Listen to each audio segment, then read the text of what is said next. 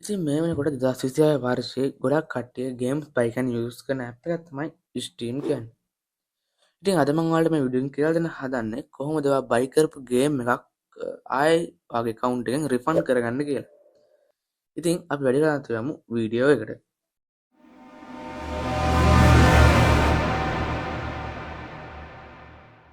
ඉතින් ඔයා මේ වැඩේ කරගන්න මුලින්ම ඔයාගේ ඇප් එක හරි නැත්නම් ස්ටීම් වෙබ්සයිට් එකට හරි යන්න ඕනේ.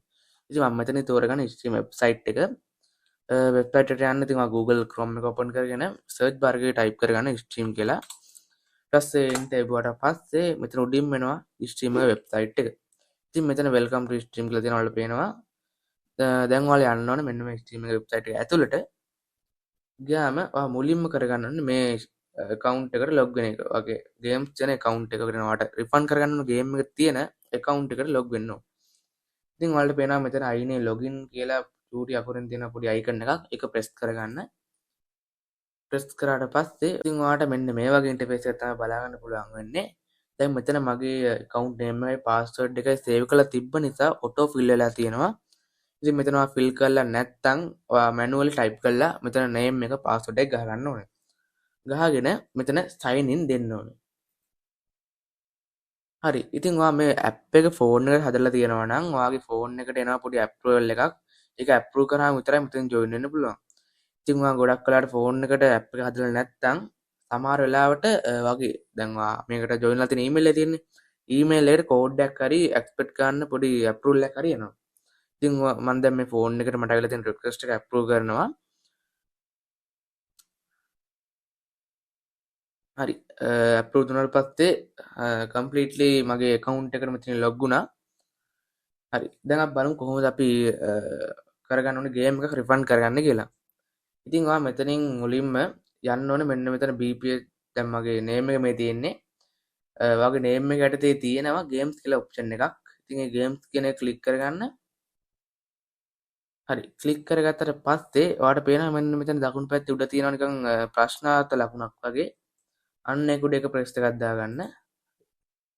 හරි. ඉතින් ඒක ප්‍රෙස් කරාට පස්සේ ඔයාලට බලා ගන්න පුළුවන් මෙතන ස්ටෝව් කමියුනිටි ඔයාගේ නේම් එක chat support කියලා එකක් තියෙනවා. ඉතින් මෙතනින් ඔයා ක්ලික් කරන්න ඕන support කියන බටන් එක. සපෝට් එබුවට පස්සේ ඔයාලට බලා ගන්න පුළුවන් මෙතන ඔයා දැන් බයි කරලා තියෙන ගේම්ස් කීපයක්. ඉතින් මෙතනින් ඔයාලට රිෆන්ඩ් කරගන්න ඕනේ ගේම් එක තෝරගන්න ඕනේ. ඉතින් ඔයාලට මුලින්ම කියන්න ඕනේ මේකේ රිෆන්ඩ් කරන්න පොඩි නීති වගේක් තියෙනවා. ඉතින් නීති වගේ තමයි ඔයාගේ ගේම් එක බයි කරලා දවස් 14ක් වෙන්න ඕනේ. ඒ වගේම ගේම් එක පැය 2කට වැඩිය ප්ලේ කරලා තියෙන්න බෑ. ඒ වගේම ෆ්‍රී ගේම්ස් ඒ වගේම ගිෆ්ට් ඒවා රිෆන්ඩ් කරගන්නත් බෑ. ඉතින් මේ මං කියපු රූල්ස් තුන කම්ප්ලීට් නම් ඔයාලට ගේම් එක රිෆන්ඩ් කරගන්න පුළුවන්. ඉතින් අපි බලමු කොහොමද මේක රිෆන්ඩ් කරගන්න කියලා. ඉතින් මම මෙතනින් මොකක් හරි ගේම් එකක් මම මේ Mortal Kombat 11 එක තෝරගන්නවා. හරි. ඉතින් ඒක ක්ලික් කරාට පස්සේ ඔයාලට අතරින් අහනවා what problem are you having with this product? ඉතින් ඔයාලට මේ product එකත් එක්ක තියෙන මොකද්ද problem එක කියලා අහනවා. මෙතන ගොඩක් problem තියෙනවා. It's not what I expected. It's not in my library වගේ තියෙනවා. ඉතින් මම මෙතනින් දෙන්න ඕනේ it's not what I expected කියන එක. හරි. ඉතින් ඒක දුන්නාට පස්සේ ඔයාලට බලා ගන්න පුළුවන් ඔයාලට ඒක යටතේ මෙතන පොඩි ඔප්ෂන්ස් දෙකක් තියෙනවා help me fix gameplay or technical issues. ඉතින් ඔයාලට technical issues තියෙනවා නම් ඒක මෙතන ක්ලික් කරා හැකි. දැන් අපි මේ වැඩේ කරන්න හදන රිෆන්ඩ් කරන්නනේ. ඉතින් ඒ නිසා මෙන්න මේ දෙවෙනි ඔප්ෂන් එක I would like to request a refund අන්න ඔප්ෂන් එක ක්ලික් කරන්න ඕනේ. හරි. ඉතින් දැන් ඔයාලට පේනවා මගේ මෙතන කතරයක් වගේ තියෙනවා. ඉතින් මම ගේම් එක බයි කරලා දවස් 14ටත් වැඩි ඒ වගේම ප්ලේ කරලා පැය දෙකකට වැඩිය ප්ලේ ටයිම් එකක් තියෙනවා. ඒ නිසා මට මෙතනින් මේක රිෆන්ඩ් කරගන්න බෑ. ඉතින් දැන් ඔයා දවස් 14කට අඩු ගේම් එකක් නම් ඒ වගේම ප්ලේ ටයිම් එක 2 hours වලට අඩු නම් මේක මෙතනින් හරියක් ඇවිල්ලා ඔයාලට මෙතන රිෆන්ඩ් කරගන්න පුළුවන්. ඉතින් ඒක හරි ඇවිල්ලා තියෙනවා නම් ඉතින් tell us why කියන්නේ let us know why you need a refund for this product.